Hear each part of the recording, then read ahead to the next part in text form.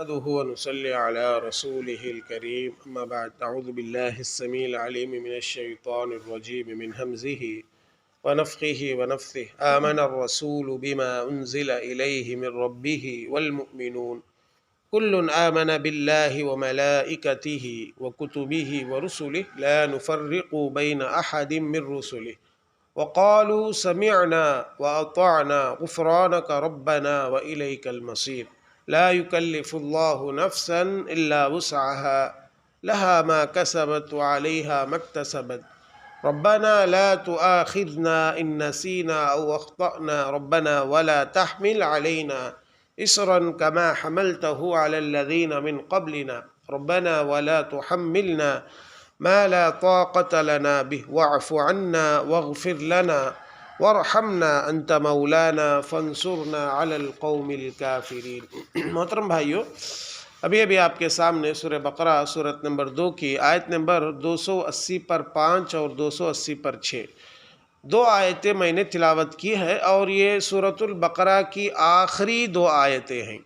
اس سے پہلے درس میں آپ کے سامنے سورۃ البقرہ کی آخری دو آیتوں کی فضیلت ہم نے بیان کیا تھا کہ یہ دو آیتیں اللہ کے جانب سے پیارے نبی صلی اللہ علیہ وسلم کو خاص طور پہ عطا کی گئی۔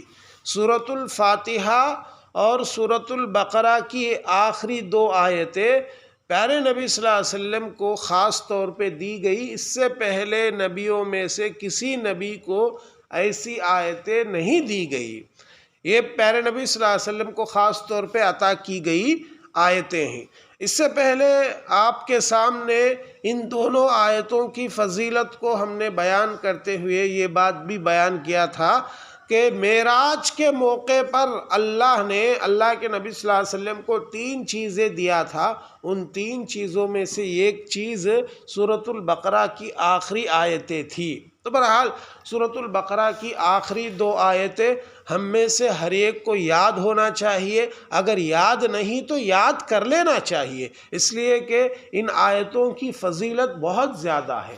رات میں سونے سے پہلے جب یہ دو آیتیں پڑھ کر ہم سوتے ہیں تو اللہ کے نبی صلی اللہ علیہ وسلم نے فرمایا کہ من قرأ بالآیتین من آخر سورۃ البقرہ فی لیلۃ کفتاہ، یہ دو آیتیں رات میں جو مسلمان پڑھتا ہے یہ دو آیتیں اس کے لیے کافی ہو جاتی ہیں۔ ہر قسم کی بلا سے، ہر قسم کی پریشانی اور مصیبت سے یہ دو آیتیں اس کے لیے کافی ہو جاتی ہیں۔ تو لہٰذا یہ دو آیتیں آخری کی ہم میں سے ہر ایک کو یاد ہونا چاہیے۔ اب اس کا ترجمہ ہم دیکھتے ہیں۔ دیکھیے، اللہ تعالیٰ سب سے پہلے فرماتے ہیں کہ رسول اللہ صلی اللہ علیہ وسلم اس ہدایت پر ایمان لائے ہیں جو ان کے رب کی طرف سے ان پر نازل کی گئی ہے، اور سارے مومن بھی، یعنی اللہ کے رسول بھی اور مومن بھی اس بات پر ایمان لے کر آتے ہیں کہ اللہ کے طرف سے جو ہدایت ان کی طرف نازل ہوئی ہے اس بات پر ایمان لاتے ہیں۔ اچھا، کیا ہے، کس پر ایمان لاتے ہیں وہ؟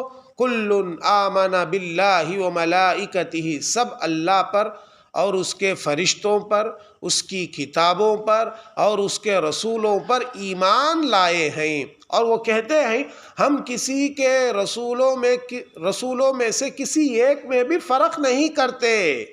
مومن اللہ پر، اللہ کے فرشتوں پر، اللہ کی کتابوں پر، اللہ کے رسولوں پر ایمان لاتے ہیں، لانے کے ساتھ ساتھ مومن یہ فرق نہیں کرتے کہ فلاں رسول پر ہم ایمان کم لائیں گے، فلاں رسول پر ہمارا ایمان ذرا کم ہے، فلاں پر بہت زیادہ ہے، فلاں پر کم ہے۔ نہیں، ہر رسول پر ان کا ایمان برابر سرابر رہتا ہے، کسی رسول میں کوئی فرق نہیں کرتے، اور مومن مانتے ہیں کہ تمام رسول سچے ہیں، مومن مانتے ہیں کہ تمام رسولوں نے اپنا حق ادا کر کے گیا، مومن مانتے ہیں کہ تمام رسول آئے اس دنیا میں اور لوگوں کو ایک اللہ کی طرف بلائے۔ سب رسولوں کی دعوت ایک ہی تھی، سب رسولوں کا کام ایک ہی تھا۔ تو مومن کی سب سے پہلی چیز کیا ہے؟ مومن کا ایمان تمام رسولوں پر برابر ہوتا ہے۔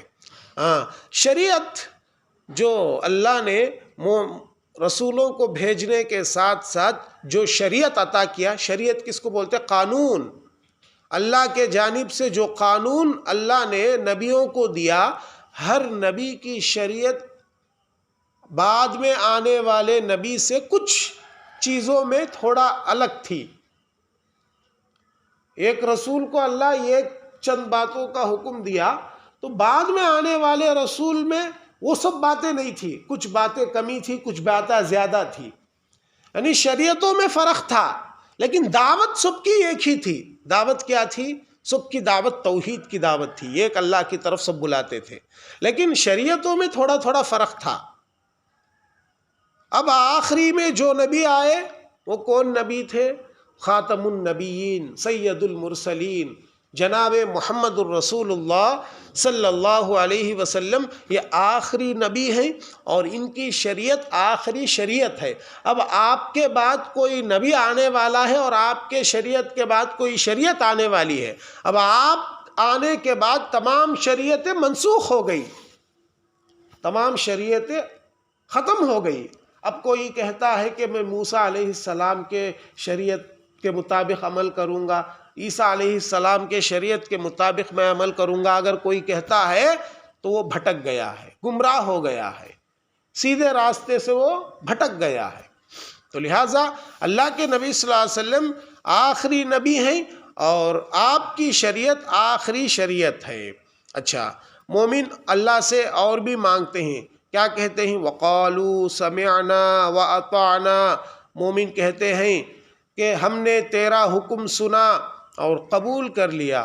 اللہ کے جو بھی حکم کو سنتے ہیں مومن کے دل میں کیا ارادہ رہتا ہے؟ یہ اللہ کا حکم ہے، ہم کو اس پر عمل کرنا چاہیے۔ مومن کا ارادہ یہی رہتا ہے۔ وَقَالُوا سَمِعْنَا وَأَطَعْنَا غُفْرَانَكَ رَبَّنَا وَإِلَيْكَ الْمَصِيرُ، اور اے ہمارے پروردگار، ہم تجھ سے بخشش، رحمت اور لطف و کرم کا سوال کرتے ہیں۔ یہ بات مومن کب بولے؟ اس سے پہلے آیتوں میں آپ کے سامنے تفسیر آئی کہ اللہ نے جب اس آیت کو اتارا، وَإِن تُبْدُوا مَا فِي أَنفُسِكُمْ أَوْ تُخْفُوهُ يُحَاسِبْكُمْ بِهِ اللَّهُ، اللہ نے کہا کہ ہم تمہارے دل میں آنے والے ارادوں کا بھی محاسبہ لیں گے۔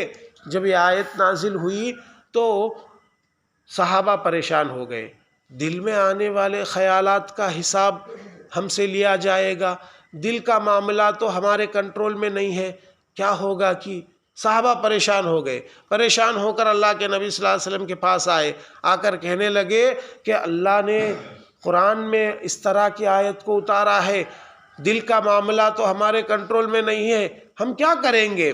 تو اس وقت پیارے نبی صلی اللہ علیہ وسلم نے صحابہ سے کہا تھا کہ اے میرے صحابہ، تم اس طرح جواب نہ دو جس طرح یہودیوں نے، عیسائیوں نے جواب دیا تھا۔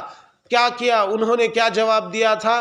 قالوا سمعنا وعصینا، کہا کہ ہم نے سن لیا اور ہم نافرمانی کریں گے۔